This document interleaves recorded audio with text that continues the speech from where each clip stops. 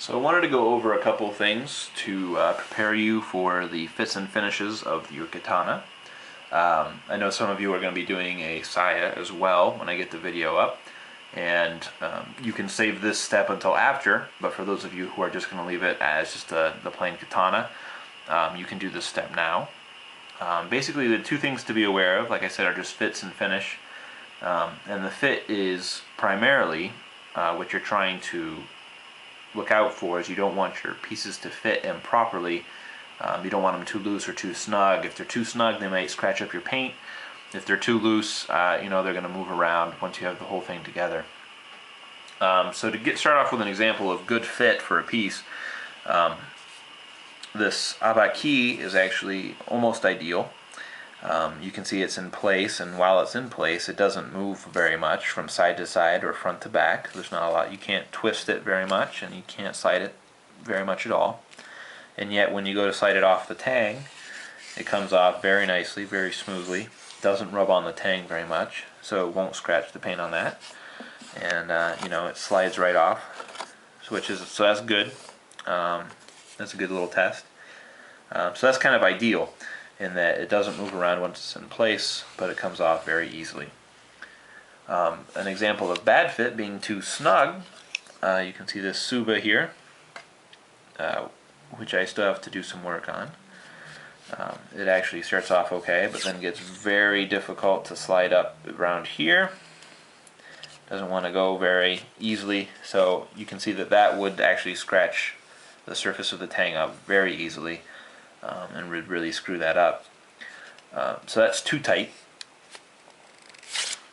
And then an example of it being too loose would be like on this tanto that I'm working on, refinishing. This fuchi collar piece is actually a little bit too big. It's kind of, like I said, it's kind of a refurb, so I'm trying to make this one work.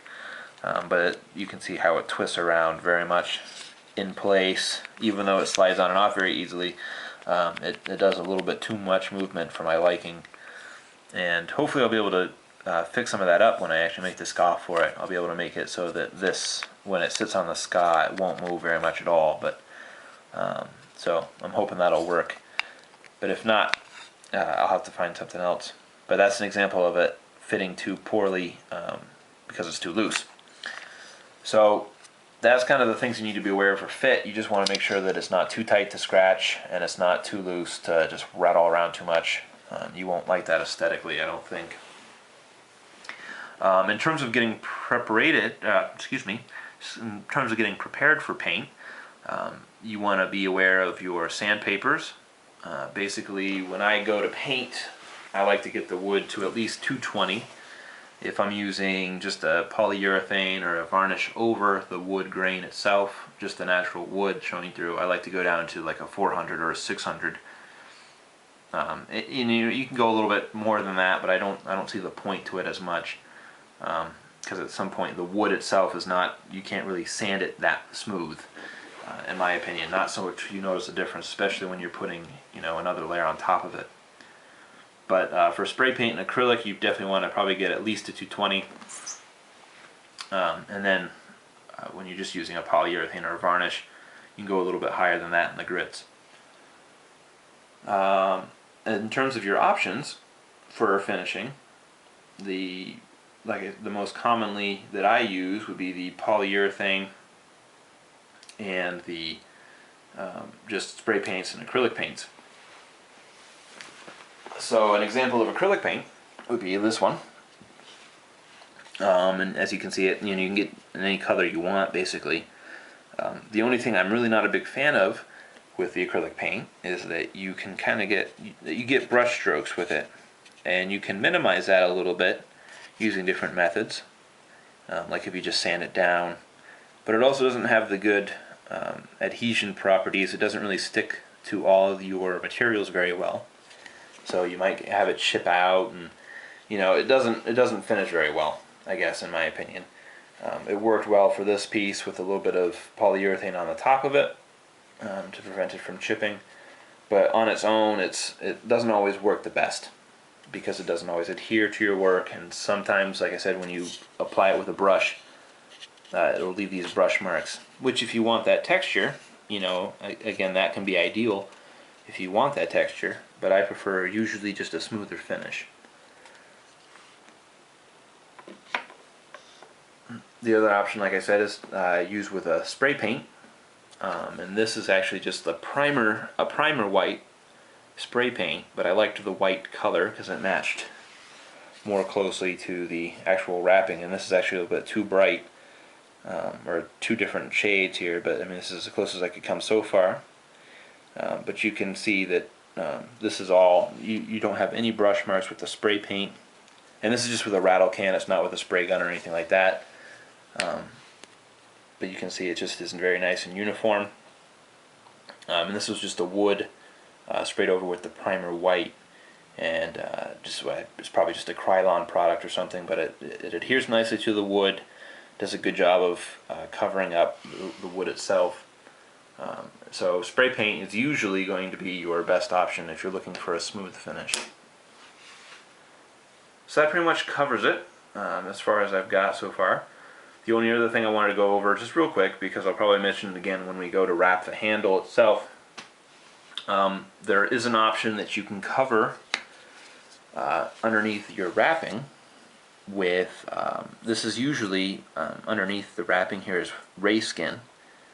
And I actually don't have access to ray skin. I could probably order some online, but it's pretty expensive to get an actual ray skin, and from what I understand it's actually very hard to work with, unless you just cut it into little panels and glue them in. But to do like a full wrap, I guess, is very difficult from what I understand. And so like I said, for just a prop. But what I've got underneath here, you can see it looks kind of similar to it. This is actually just a textured, like a scrapbooking paper. This is like a cardstock or something like that, but it's just a scrapbooking paper with a pebble texture is what I looked for. And then it came in a couple different colors, but I just sprayed it black to really, accent underneath the white wrapping. So, I mean, that's an option as well. You can actually cover, so otherwise, if you don't have access to this paper, you don't have access to the ray skin, then you'll just want this to be spray paint or your acrylic paint underneath the wrapping as well. But this is an option for a finish, and you could do some exploring or do some experimentation with different finishes like that, doing an alternative finish, and go from there. Just remember that you kind of want to keep your experiments to test pieces, but there's nothing that says that you couldn't take a textured paper or something and cover the entire saya or your whole handle without a wrapping, just things like that. So there you go. There's a couple notes on fits and finishes, and like I said, you can do those steps now if you're done with your katana, or if you're going to move on and do the saya as well. You can wait, or you can do this now and do your carving for the saya to fit your final painted katana, which might be a better way of working for you anyways, because that way you have your finished katana and you're working to those dimensions with the paint and all of that. You just have to pay extra attention to the fact that you've painted it, and so you have a chance to ruin your paint every time you're working with the painted object. So beyond that, I just want you to be extra aware of the fact that painting and finish work can really make or break your katana. I mean, you could do an excellent job of carving, get all your pieces lined up very nicely, and then you could come through and do a shoddy job of painting and finishing, and it'll just ruin the piece. It'll really mar everything that you've worked so hard to do. So just pay extra attention to what you're doing here. Read the directions on your paint cans or whatever for your finishes. Make sure you do those properly, because you don't want to ruin all your hard work now on what could be a very enjoyable and easy step to do. So just take your time on this. Don't screw it up now. And in the next video, we'll start working on the saya.